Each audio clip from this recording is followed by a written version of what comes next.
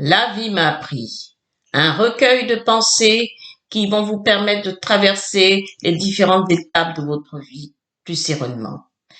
N'hésitez pas, allez-y, commandez. Il est disponible actuellement sur le site edilivre.com.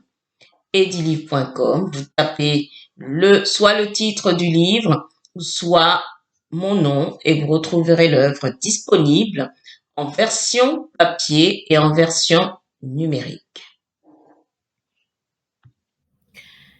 Bonjour à tous et bienvenue sur Evelyne Coaching. Je suis ravie de vous retrouver aujourd'hui pour cette nouvelle vidéo. Aujourd'hui, nous allons parler de vie personnelle et vie de couple. Comment vraiment trouver le bon partenaire de vie et réussir son mariage ou sa vie de couple.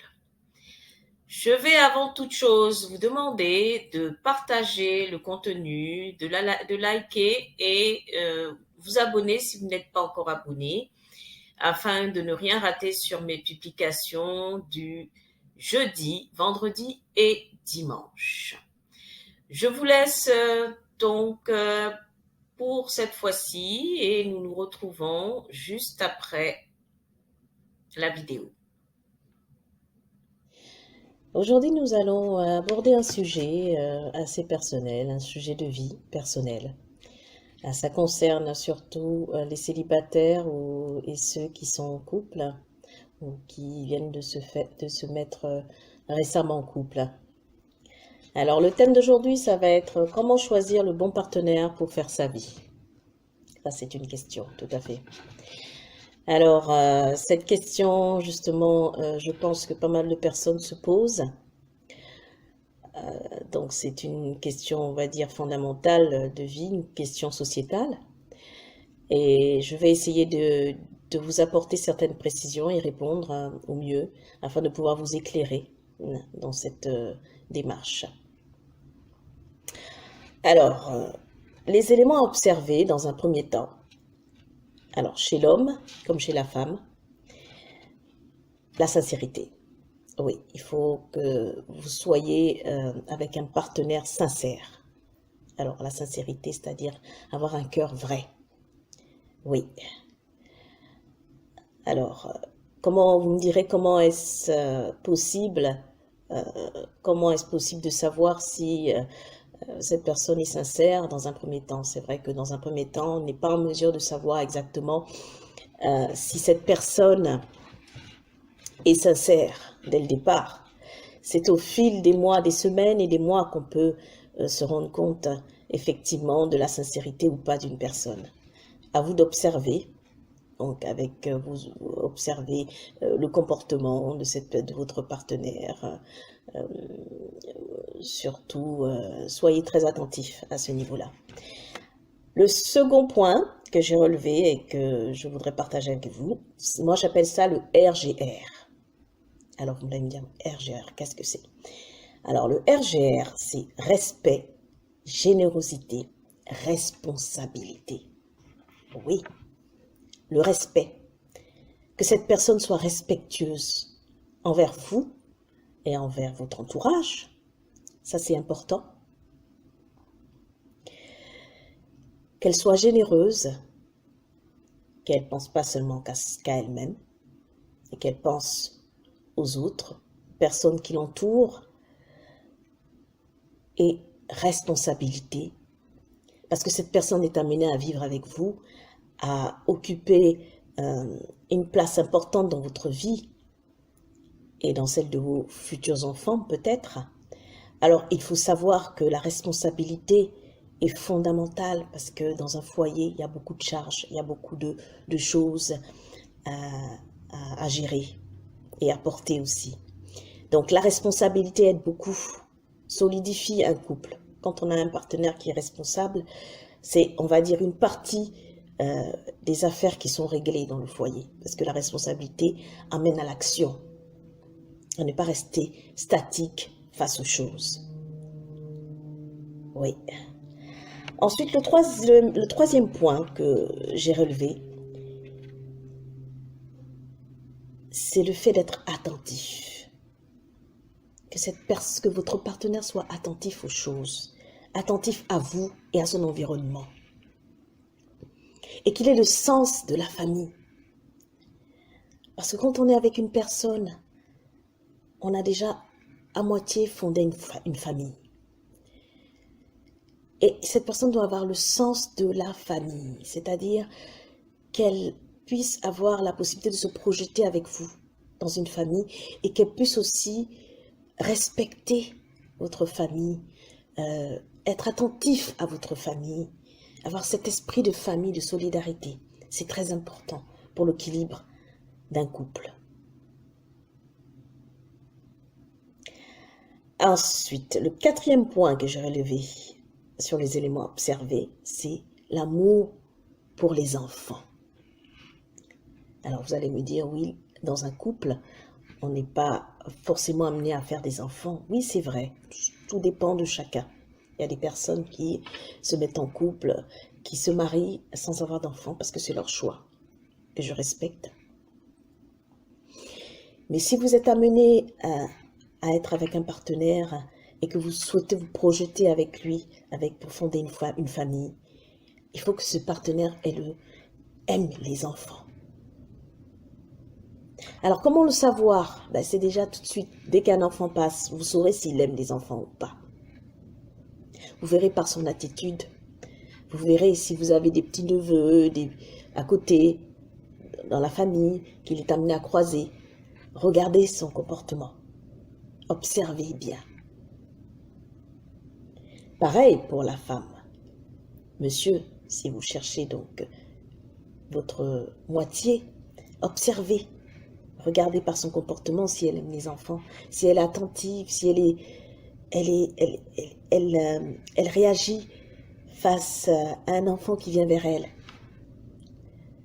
Tout ça, c'est des petits détails, mais ça a l'air de rien, mais c'est important d'observer cela. Ensuite, le 5e point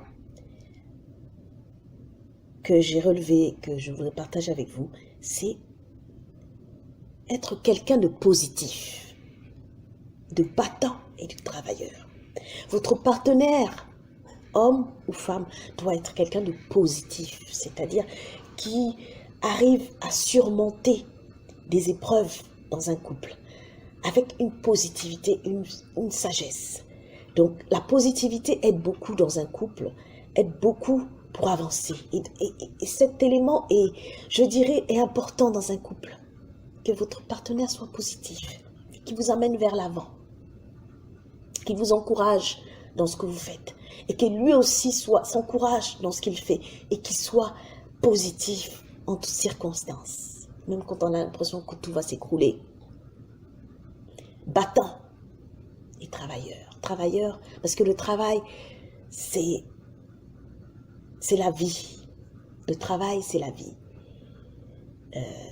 Un partenaire qui n'aime pas travailler, qui ne veut rien faire de ses journées, qui est toujours à se plaindre, qui est négatif, qui n'a pas d'ambition, on va dire, d'ambition de faire changer sa vie dans le bon sens du terme. Faites attention. C'est peut-être pas la bonne personne pour vous, pour que vous soyez épanoui. Regardez ces points-là. Donc, quelqu'un de positif, battant et travailleur, qui a le sens du travail, le sens de l'entreprise, le sens d'aller de l'avant dans ce qu'il fait. Peu importe le travail, ça peut être un travail, un job, comme on dit, un travail payé au revenu minimum, mais c'est quelqu'un qui a envie de se lever le matin et faire quelque chose de sa vie. Ça, c'est un point indispensable. Indispensable, je dirais, dans la formation d'un couple. Quelqu'un qui a envie d'aller de l'avant. Alors maintenant, moi, j'ai gardé pour la fin des éléments à observer. J'appelle ça le spécial bonus. Alors, le spécial bonus, ce serait que cette personne ait la crainte de Dieu. La crainte de Dieu. Qu'il croit en Dieu. Peu importe sa religion, qu'il soit musulman, chrétien, peu importe, juif, mais qu'il ait la crainte de Dieu. Parce que quand on a la crainte de Dieu, on fait attention aux personnes et aux choses. On fait attention aussi à son comportement vis-à-vis des autres. On a déjà une certaine moralité, un enseignement qui est reçu dans les Écritures permet à un couple d'aller de l'avant. Et quand vous avez un partenaire qui a la crainte de Dieu, qui peut être pas forcément pratiquant, l'idéal c'est qu'il soit pratiquant, qu'il fasse ses prières, qu'il prie, qu'il aille soit à l'église ou à la mosquée ou au temple, ou que sais-je. Mais quelqu'un qui a une certaine discipline spirituelle ou religieuse, ça apporte beaucoup dans un couple. Alors pensez-y. Bon, c'est vrai que il y a des couples qui n'ont pas Dieu dans leur vie, mais qui fonctionnent. Mais ce n'est pas la majorité et très souvent ces couples-là, malheureusement, à la moindre tempête, s'effritent. Bon, maintenant, vous avez déjà les éléments à observer que je viens de citer. Si vous voulez, je fais un récapitulatif des éléments. Donc, des éléments à observer. Premièrement, la sincérité chez votre partenaire.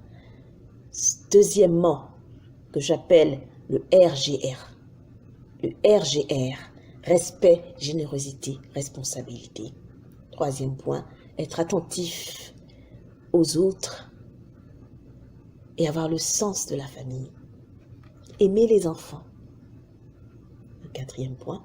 Et le cinquième point, quelqu'un de positif, battant, travailleur. Et pour le bonus, quelqu'un qui a la crainte de Dieu. Voilà pour les éléments à observer.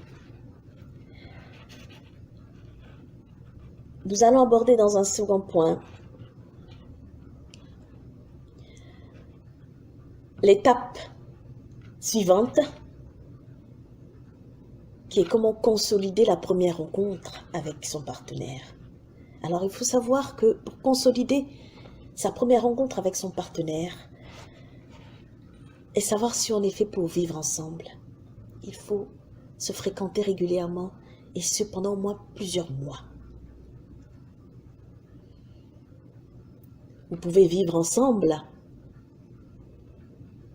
sur le même toit, ou vous pouvez vivre chacun de son côté, vous vous rencontrez régulièrement chez l'un ou chez l'autre. Ça vous permet de voir tout l'aspect de cette personne avec qui vous avez commencé une relation.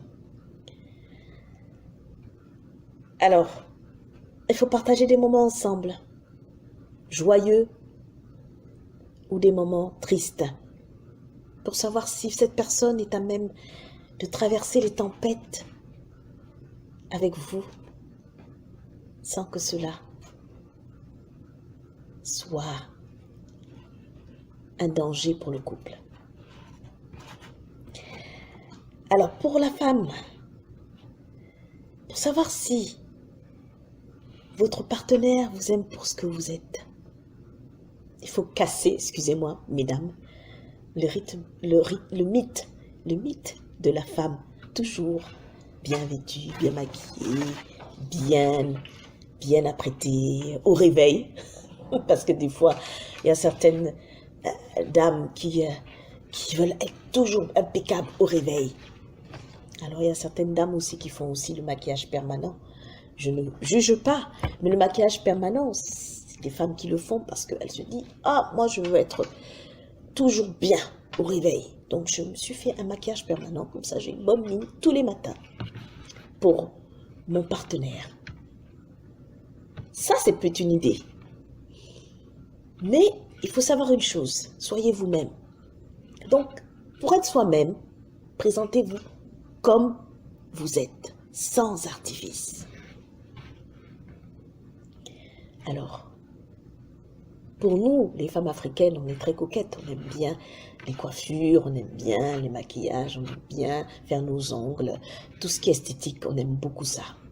Les femmes européennes, caucasiennes aussi sont coquettes. Et particulièrement les femmes africaines changent beaucoup de coiffure. Elles sont très coquettes. Hein, nos sœurs, on se connaît, hein, on est très coquettes, on aime bien s'apprêter. Mais pour le coup, restez vous-même de temps en temps, c'est-à-dire face à votre partenaire au réveil, ou en journée, ou choisissez une journée ou une semaine, sans mèche, sans faux cils, si vous avez l'habitude de mettre des faux cils, sans faux ongles, si vous avez l'habitude de mettre des faux ongles. Oui.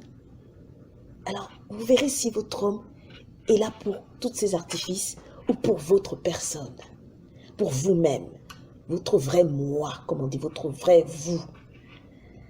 Ça, c'est là que vous saurez si cet homme-là est fait pour vous, si vous aime sincèrement. Parce que la majorité des hommes, ou des femmes, on va dire, on ne va pas se le cacher, l'apparence compte beaucoup. Cette apparence, dès le premier regard, compte énormément. Alors, celle qui a un avantage sur d'autres, c'est qu'elle soit naturelle, tous les jours. Là, vous n'avez pas de problème, mesdames. Vous êtes sûr de rencontrer la personne qui va vous aimer pour ce que vous êtes. Mais celles qui sont coquettes, qui aiment bien les faux cheveux, qui aiment bien s'apprêter, qui aiment bien les ongles faits et tout ça, les mèches. Alors, par contre, celle-ci, il faudra faire attention parce que ça sera peut-être plus compliqué pour vous de rencontrer l'homme qui va vous aimer pour ce que vous êtes, physiquement. Parce qu'il aura déjà une image faussée de vous-même, au premier abord, excusez-moi de vous le dire. Et quand vous vous mettez en couple, et que le mariage, on va dire le mariage ou la vie en couple s'installe petit à petit, et qu'il découvre que vous enlevez vos cheveux, quand vous enlevez tout ça, il se dit, ah, où est la femme que j'ai connue au premier jour? Oui, oui mesdames, oui mes sœurs, soyez vous-même. C'est le seul moyen de pouvoir savoir si votre partenaire vous aime pour ce que vous êtes. Physiquement. Oui.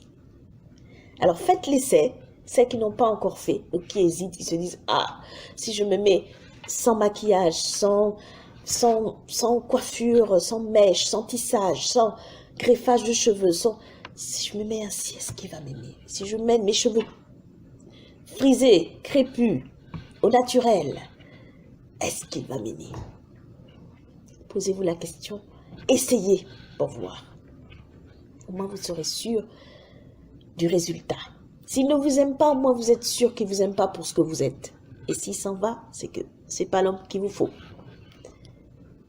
Au suivant, comme on dit, vous verrez par la suite. Et vous finirez par trouver la personne qui vous convient. Alors, ensuite, nous allons passer à l'étape suivante. Une fois que vous avez pris suffisamment de temps ensemble, plusieurs mois, nous avons l'autre étape suivante. Ça va être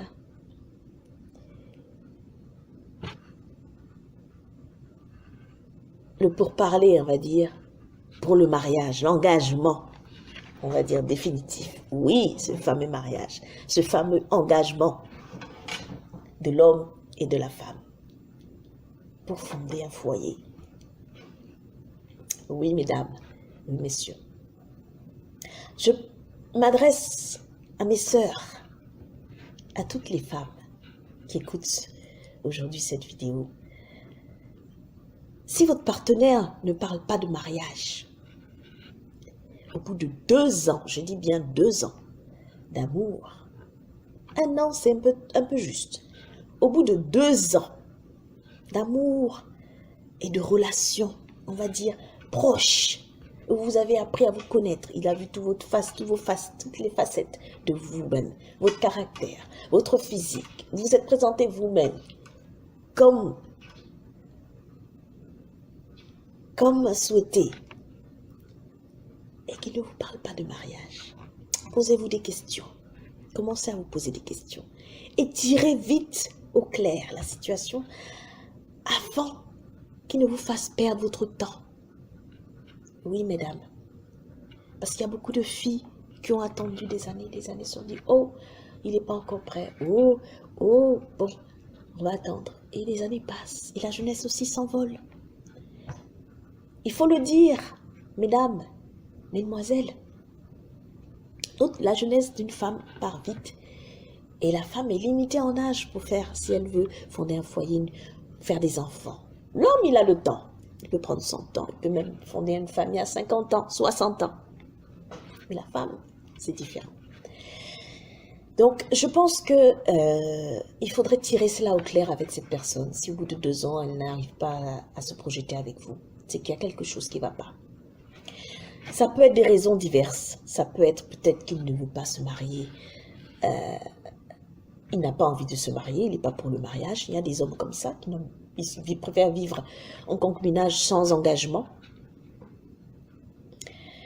Peut-être qu'il hésite entre vous et une autre, parce qu'il y a certains hommes aussi qui, excusez-moi de vous le dire, qui ont un problème avec la fidélité.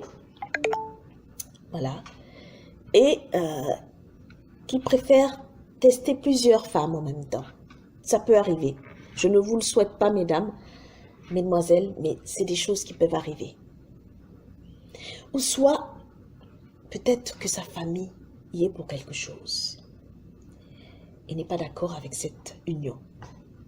Parce que ça, c'est vrai que ça peut poser souci au niveau de l'équilibre du couple. Donc, il faut discuter et savoir qu'est-ce qui ne va pas. À ce moment-là, une fois que vous avez les réponses, vous pouvez agir en connaissance de cause. Vous prendrez une décision plus claire. Mais ne restez pas passif au bout de 2 ans de relation sans engagement véritable. À moins que ce soit, ça a été prévu ainsi dès le départ, vous êtes tenu, vous avez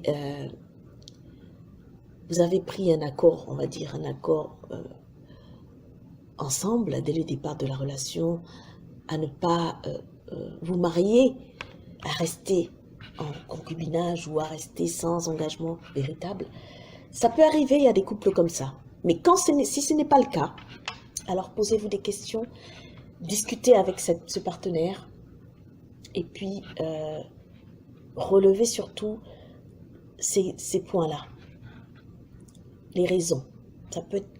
Il peut avoir ces raisons-là. Donc, soit il ne veut pas se marier, il n'est pas pour le mariage, soit il hésite entre vous et une autre, ou soit sa famille n'est pas pour cette union et ne vous accepte pas totalement. Ça, c'est des choses qui peuvent arriver. Donc, discutez avec lui, je pense que vous allez avoir une vision plus claire de la situation. Et rappelez-vous que si vous êtes en bon terme avec sa famille, sa maman, dans un premier temps, parce que la maman, c'est très important. Si vous entendez bien avec belle maman, souvent ce n'est pas le cas. Ça peut arriver qu'il y a des tensions. Mais si vous arrivez à vous accorder avec belle maman, la famille proche, frères, sœurs, la famille, le père, le beau-père, la belle-mère et les frères et sœurs, vous avez déjà un point d'avance dans votre relation. Et pensez-y, une relation n'est pas simplement à 2. Il faut tenir compte de la famille. C'est très important pour l'équilibre d'un couple. Parce que vous êtes amené à fonder un foyer, une famille. Donc, il faut que le couple ait cette notion de famille pour pouvoir bien gérer son foyer et ses enfants, ses futurs enfants. Voilà ces points que je voulais aborder avec vous aujourd'hui. Je vous remercie d'avoir suivi cette vidéo, cette 3e vidéo qui concerne donc les célibataires et les jeunes couples. Et j'espère que vous avez pu avoir certaines pistes pour avancer dans vos démarches personnelles. Je vous remercie de m'avoir écouté et je vous souhaite vraiment plein de bonnes choses. Ne vous découragez pas, chers célibataires, parce que chaque personne a son moment. Comme on dit, ce n'est pas la course contre la montre. Soyez vous-même, restez positif. Et puis pour ceux qui croient qui, qui ont la crainte de Dieu et qui croient en Dieu. Continuez de prier. Vous verrez les miracles vont s'opérer dans vos vies. Nous revoilà juste après cette vidéo. Donc, merci à ceux et celles qui ont regardé et écouté attentivement cette vidéo qui est passée sur le bon partenaire et comment vraiment faire le bon choix là-dessus. C'est vraiment une question que beaucoup de personnes se posent dans le monde et vraiment, c'était important pour moi de vous donner quelques pistes par rapport à cela. Si vous avez besoin d'un coaching personnalisé, n'hésitez pas, contactez-moi par téléphone, si vous avez Telegram ou WhatsApp, peu importe, 001 431 373 11 45. Vous pouvez aussi me contacter en messagerie santé@evelyncoaching.com. Vous pouvez aussi remplir la fiche contact sur mon site directement sur www.evelyncoaching.com. Je me ferai un plaisir de vous recontacter, vous suivre vraiment de façon personnalisée, en ligne. Tous les coachings se font en ligne et par visioconférence et par vidéo, donc on peut se voir et vraiment le suivi se fait de façon personnalisée selon vos besoins et selon la fréquence vraiment de la demande. Hein. Donc si vous avez besoin d'un suivi ponctuel ou si vous avez besoin d'un suivi plus prolongé, mensuel ou trimestriel ou semestriel, selon votre demande, je l'adapte en fonction de mes disponibilités. N'hésitez pas à me contacter et nous pourrons ensemble cheminer et je pourrai vous accompagner du mieux que je peux dans ce domaine. Merci encore à tous et puis je vous souhaite une très bonne santé. N'oubliez pas, investissez dans votre santé. Hein, c'est vraiment le bien le plus précieux qu'on puisse avoir, car sans la santé, on ne peut rien. Avec la santé, on peut tout. Je vais vous laisser et je vous donne rendez-vous pour la prochaine vidéo. Donc, pour le dimanche prochain, j'aurai un sujet que je vais aborder, toujours autour de soit de la santé naturelle, la santé alimentaire, la vie personnelle, vie de couple ou familiale. À très bientôt et d'ici là, portez-vous bien.